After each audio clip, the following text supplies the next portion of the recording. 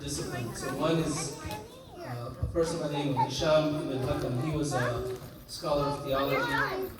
He wrote 31 books in his lifetime, and he used to debate people of other schools of thought. And of course, one of the most famous students he had was Jabir bin Hayyan. It's said that he authored more than 220 books in his lifetime on a number of subjects, but he's most famously known for his work in alchemy. So he's known as the father of chemistry today. And it's interesting also, one thing and like an example for us as followers of the Sixth Imam was that his students weren't limited to people from his own school of thought. So he was ready to share knowledge and teach anyone. Many well-known leaders from other schools of thought were either directly or indirectly students of the Sixth Imam. The most famous one being Abu Hanifa. So he studied under the Imam for 2 years, and he always said that those were two of the most important years of his scholarship. He said had it not been for those 2 years, he would have basically been destroyed in his ability to teach. There's a narration in Bihar al-Anwar, a conversation between the Sixth Imam and Abu Hanifa, where the Sixth Imam told him that he had heard that he had issued an Islamic ruling based on qiyas, like reasoning by analogy. So when Abu Hanifa confirmed it, he basically told him, it's wrong to do that. The first one who expressed ideas based on qiyas, or reasoning based on analogy, was Shaitan.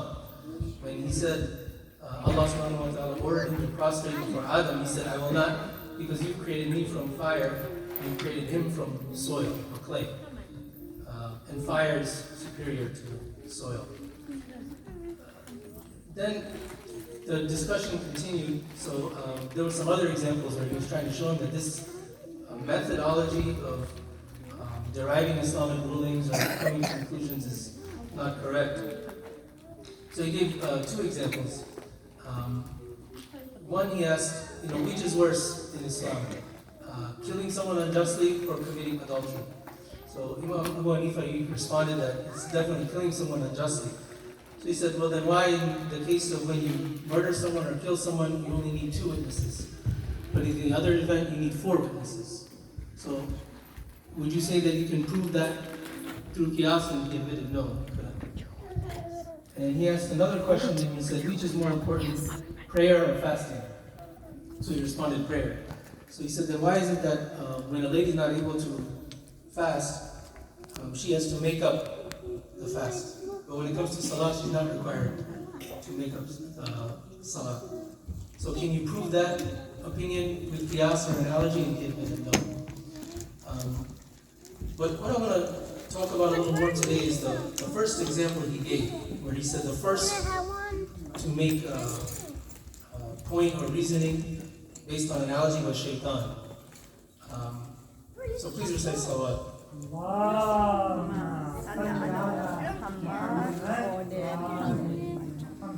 So the verses that were recited in the beginning of Surah Sa'ad, ayah 72 to 77, I recently heard an explanation of these verses in a lecture, which I thought was like a new perspective, something I hadn't thought, so I wanted to share it with you. The common belief that people have when they talk about the story of the creation of Prophet Adam is that the angels were commanded to perform sajda and they obeyed, but Iblis refused and he disobeyed the order.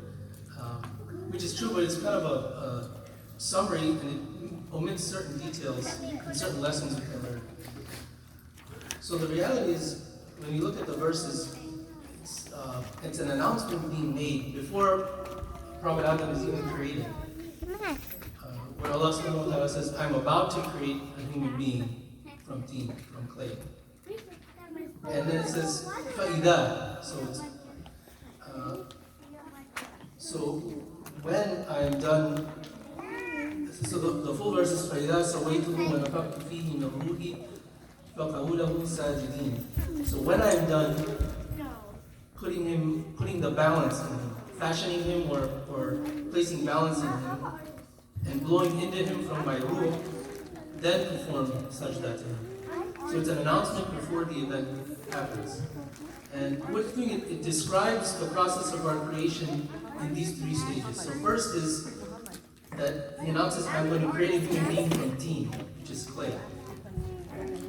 And this aspect, I mean, we're actually not different from other species that were created from clay. So animals and insects, they're also created from teen. And we share a lot in common with them. So in the same way they seek food and shelter, we seek food and shelter. So we go out and we buy food for the week. We look for shelter. But there's differences in kind of, the difference there is just in how advanced we do it. But ultimately, we share the same sort of characteristics that we need to seek food and shelter as our primary reason for life, for survival. This is kind of one of the main reasons why we seek education and seek a job, is to purchase or have a shelter, to pay bills, to ensure the electricity and water are running. We build homes, birds build nests. The bird leaves every morning to find its rizq, and similarly we do the same.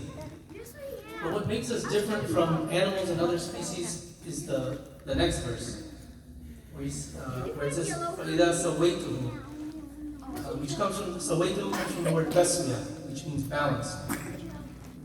So Allah is saying, I made him balanced. And when it comes to the balance that's being discussed, so physically, many animals have more balance than us. So like a monkey, for example, can just hang from a tree. A bird have just superior agility to us, they're able to fly. So we could never match their level of balance. But what this is talking about is the balance humans have between impulses and emotions. So, you know, when a dog is hungry or when they feel threatened, they will just act on impulse and they'll bite someone or bite another animal without thinking. They don't have our same level of ability to consider consequences. It's just, it's mostly the emotion and action. Whereas we have the ability to consider what's illegal, what is haram, the long-term consequences of our actions. If we're running late for work, for example, and we see a red light, we balance the need to get to work on time with following the law and being safe, so we stop at the red light. So whereas animals see and react for the most part, we consider and balance the consequences and show restraint. But when we get overwhelmed and we let our emotions get out of balance, this sometimes causes us to do things we regret. So it overcomes that quality we have of tasmiyah. And also this is a major part of our existence, is to achieve that balance. So balancing our individual needs with those of the family, our personal responsibilities and goals with the social responsibilities, and achieving the work-life balance. That's a common endeavor people have today. So we've been given this special potential to live a balanced life. And that's one thing that makes us special. That's our distinguishing characteristic. Another distinguishing characteristic is the next line of the same ayah, where it says, وَنَفَقْتُ فِيهِ مِنْ رُوحٍ, where Allah says, I will blow into him from my own ruh, which makes us connected to Allah subhanahu wa ta'ala in a unique way. It's a special aspect of the ruh that's designed for us. So what it means is there's three components to man. One is clay, and then the balance, the tasmiyah, and then the ruh that is part of us. So after these three components came together, that's when Allah says, then you make the sajda. And when you look at in the Quran, when different people made sajda in similar situations, so they make, it's a custom that people make sajda when they're overcome by something that's incredible or miraculous. So for example, in the story of Musa, when the magicians saw the staff of Musa, it turned into a snake and then it consumed whatever the magicians had made. They were overwhelmed by this and they fell into sajda. Also there was an instance when the Christians came to visit the Prophet and they heard some ayat of Quran. They became filled with tears and overcome and they fell into sajda. It's also narrated that even there was a time when there was an ayah that was revealed saying, I warn you of the thunderbolt that came to Ad and Thamud. And when the kuffar heard this ayah, they also fell into sajda, even though they weren't believers. So when Allah is commanding the angels to make a sajda, it's saying that this is something that's incredible and miraculous. And for the angels, they don't see the world just as we see the world. They see much more. So there's things that are invisible to us, like the secrets of the heaven and the jinn, for example, are part of the unseen world. So we're impressed with the seen world, aspects of nature and space that we can see through like the high-powered telescopes. But the angels, they see even more. And so their standard of being impressed would be even more. But yet Allah subhanahu wa ta'ala is telling every one of them that they should be overwhelmed and fall into sajda. When he's creating Prophet Adam alayhi salam. So the ayah says, "Kullakum ajma'un," means every single angel fell into sajda. So when the staff of Musa consumed what the other magicians created, it was just a few people that fell into sajda. But here, this was every single angel. So why was it such a big deal? And it's because of these three aspects. When the verse says, "Inni khaliqun basharan min tin fa idha sawaituhu wa nafakhtu fihi." All three of these together form the miracle that necessitated the sajda. So Iblis heard all this. He heard the same explanation. But when he refused to do the sajda, he said, "You created me from fire and created him from clay." So he pretended that he didn't hear, the distinguishing features. And if he were to acknowledge those, then he would be acknowledging how incredible our creation was. But then if he only acknowledges that aspect of it, the theme, that what really differentiates us from a donkey or any other animal. We're just created from clay, we procreate, we seek our rizq, we seek shelter. So he was trying to tell us that we're no more than just an evolved species. We're no more than just something created from clay. Because if he did accept more, then he'd have to accept our status. And so Shaitan, he really, he hates our species. So he's dedicated his existence to proving this fact, basically. And it wasn't enough for him, so he got our species expelled from heaven. But that wasn't enough. He wants to continue to destroy us generation after generation. And he blames Allah subhanahu wa ta'ala for giving us this position. So he didn't want us as human beings to be worthy of that status that Allah subhanahu wa ta'ala gives us. He wants us to actually think we don't have that status, that we have no worth, that our worth is merely deemed, that we just exist and perish. And he wants to convince us that we're worthless. And this is somewhat of a crisis we see today, that it's ever growing, that the issues of mental health and depression and the feeling of worthlessness amongst all stages of life. For example, whether it's younger people trying to fit in, or elder people feeling they're a burden on others, or maybe they're between jobs or they don't have employment and they compare themselves to the situation of others.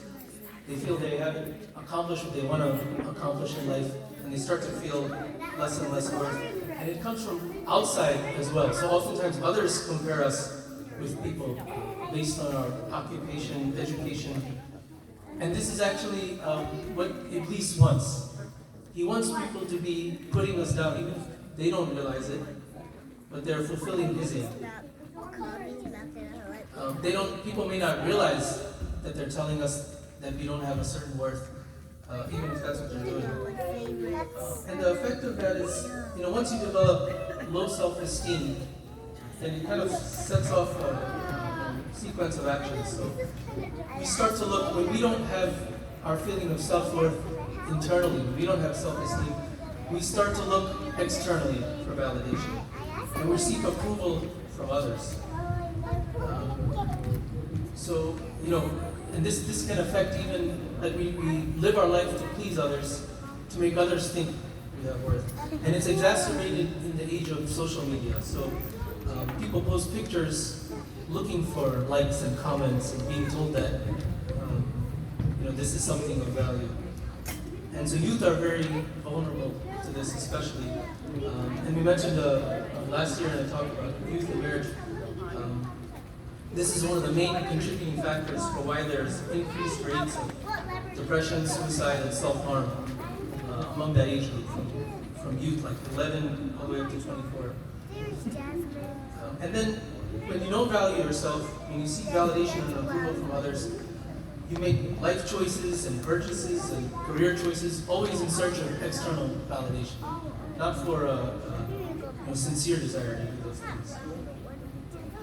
And even when you have low self-esteem, it's hard to stand up for yourself, even when others put you down. Even though you may not believe it, you start to internalize it and slowly believe it over time. So you may reject it at first, but over time, after hearing it enough times, you start to be convinced of it. So again, when we have these feelings of worthlessness, being a burden on others, this is ultimately a victory and validation for Shaitan. It's what he's been saying all along, that human beings are nothing, you're just steam. There's no balance, there's no group, those were just pushed aside. But Allah subhanahu wa ta'ala, of course, says otherwise. He views our creation as superior to all other creations, and worthy of even angels prostrating at the miracle of our creation. So how can it be that angels in the heavens are required to be impressed with our creation, but we have low self-worth? And this is what's meant by the ayat you said in Surah Isra, وَلَقَدْ كَرَّمْنَا بَنِي آدَمَ. We've honored the children of Adam.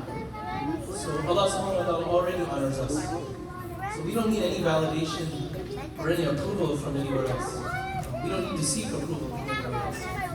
But of course, it requires this status, this maqam requires balance and perspective. So we should of course be seeking criticism and feedback from others. Consultation, always do a better job in any task. We need to correct one another when it comes to seeking Allah's pleasure. And it's actually when you value yourself and when you know your worth, you're more likely to accept constructive criticism and not take it personally. Because it doesn't diminish your own self-worth if someone's providing that constructive criticism. So actually, when you take that personally, when you take it as trying to demean you, that's actually a symptom of having low self-esteem. In our society, we actually seek less criticism, less constructive criticism. What we seek more is a quick, instant validation. That's part of the reason why people go towards social media and things like that for validation. And raising your children in a way where they're not corrected, where they receive no criticism, without teaching them to be humble and grounded, it can have this effect as well, that they're unable to take any sort of constructive criticism. So we have to balance between the two. We have to advise and correct, but also make people feel they have self-worth. So an example, we know Allah subhanahu wa ta'ala has given us this maqam in the Quran.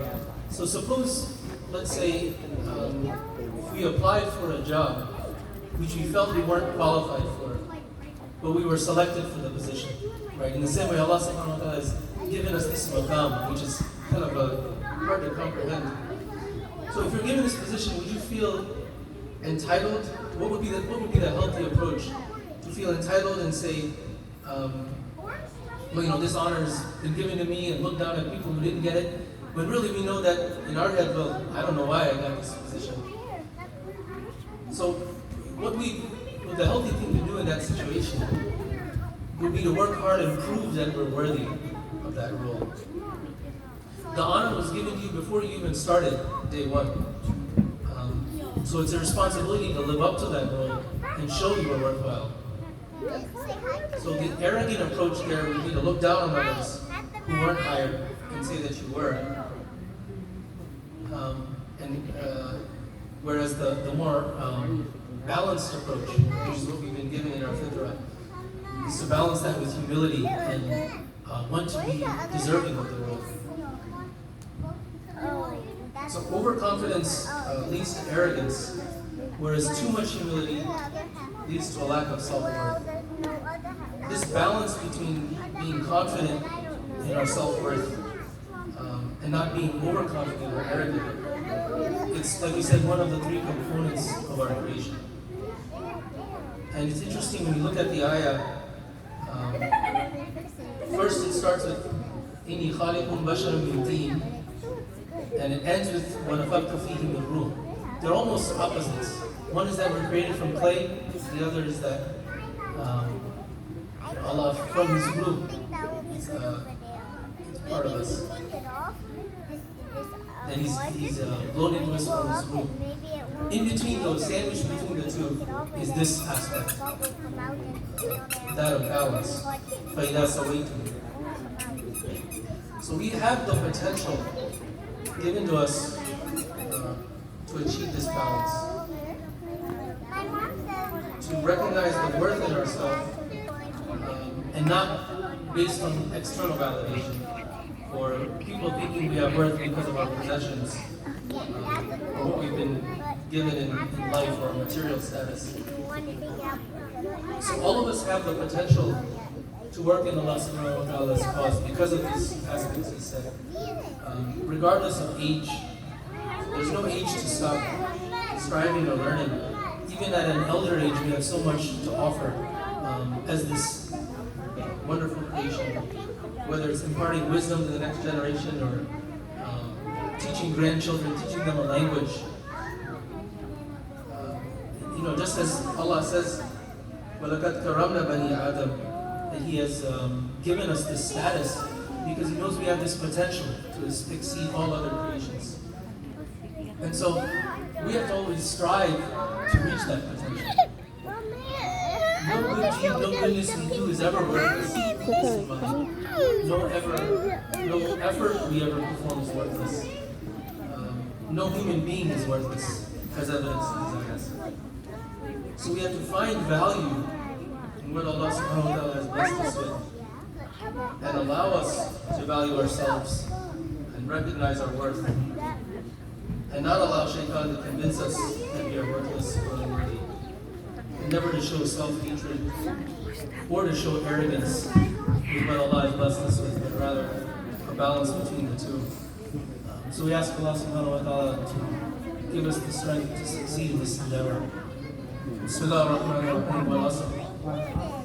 Inna al-insana lafi khusr illa alladhina amanu wa amilu as-salihat wa tawasaw bil haqqi wa tawasaw bis sabr. Sadaqallahu al-azim. Allahumma salli ala Muhammad wa ali Muhammad wa ajjal farajah.